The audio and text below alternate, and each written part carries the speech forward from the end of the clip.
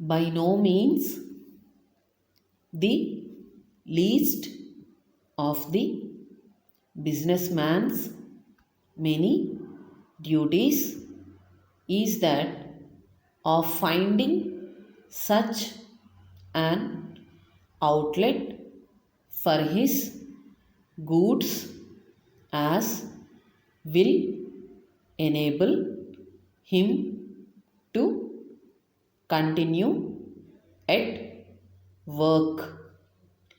Indeed, this is sometimes his hardest task.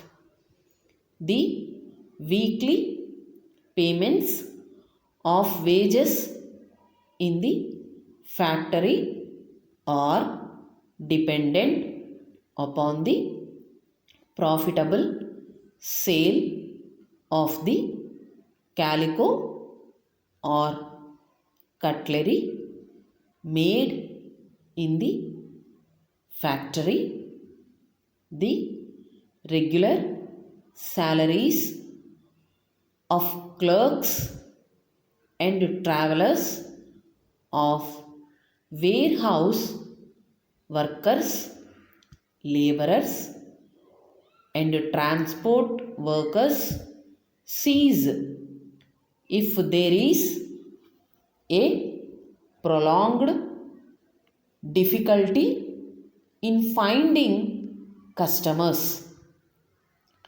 Certainly, the factory owner, whose overhead expenses are not much less when the factory is idle than when it is working at full pressure, will work for stock even if sales fall off for a while.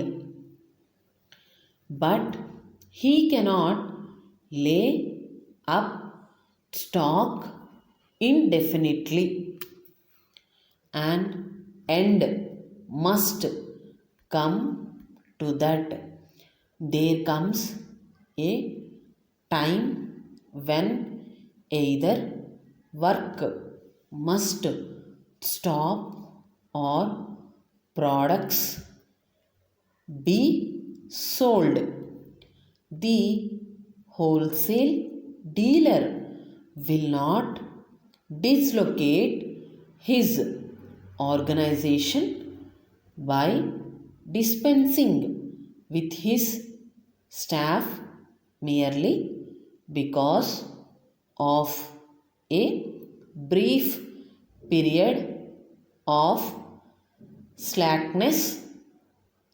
He will hold on in hope of better times coming when he will need them.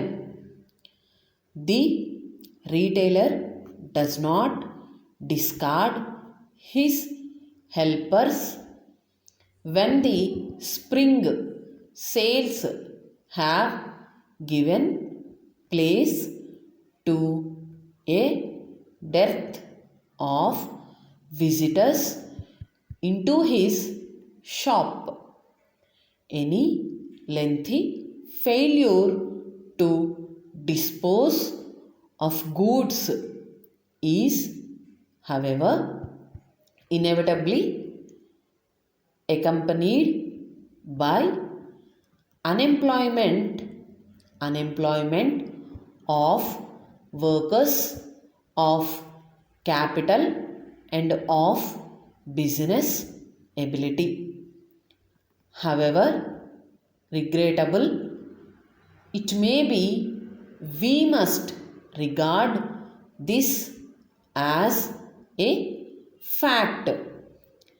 We may elaborate the argument but labor it as we may, there is the fact and no ingenuity can get over it.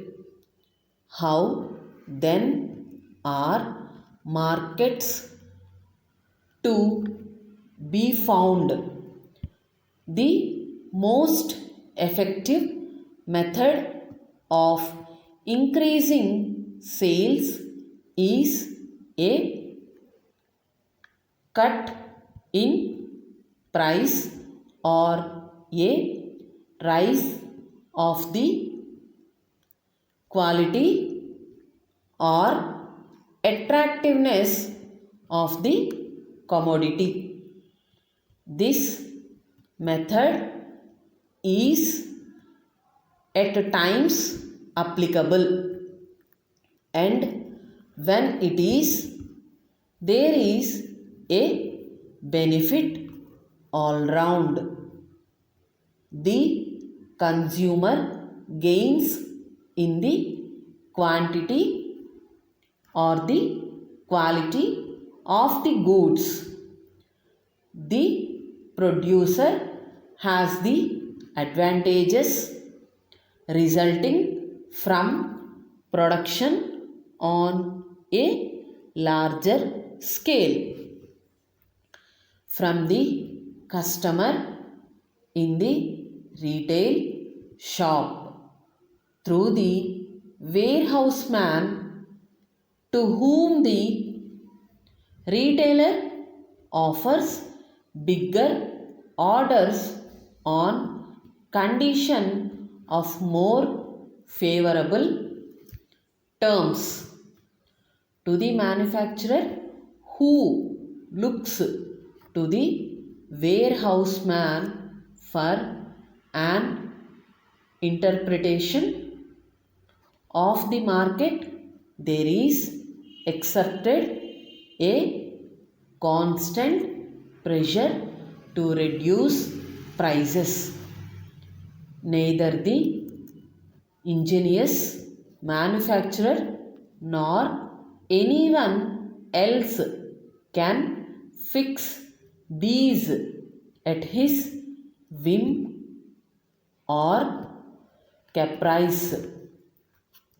The material incentives to increased purchases need only to be brought effectively to the notice of prospective buyers.